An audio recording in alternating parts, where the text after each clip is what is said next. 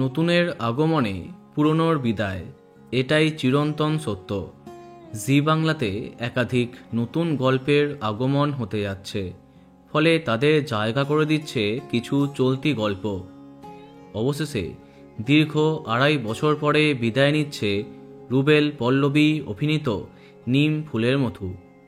২০২২-এর নভেম্বরে আরম্ভ হয়েছিল সবচেয়ে জনপ্রিয় জি বাংলা প্রোডাকশনের এই ধারাবাহিকটি। দীর্ঘদিন ধরে রাত ৮টার স্লট নিজের দখলে রেখেছিল, কিন্তু যা কিছু আরম্ভ হয় তার শেষটাও একদিন হবে। আস্তে আস্তে কমে যায় টিআরপি। এরপরে ৬টার সময়ে চলে আসে নিম ফুলের মধু।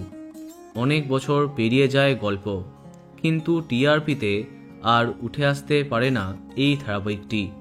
তাই অবশেষে আজ ২৮শে ফেব্রুয়ারি শেষ দিনে শুটিং করল নিম ফুলের মধু। এই বিষয়ে ধারাবাহিকের নায়ক সৃজন ওরফে রুবেল জানান, শুক্রবার শেষ করছে গোটা টিম।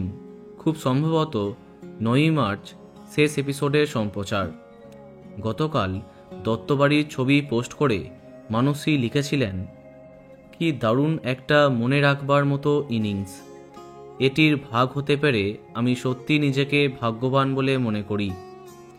ইতিমধ্যে সামাজিক মাধ্যমে শেষ দিনের কিছু মুহূর্ত সামনে এসে গেছে।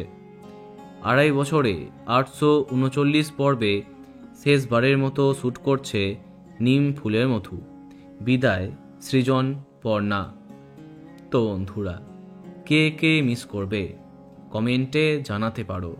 আর এই রকমই আরও অনেক ভিডিও পেতে সাবস্ক্রাইব কারেন্ট বস।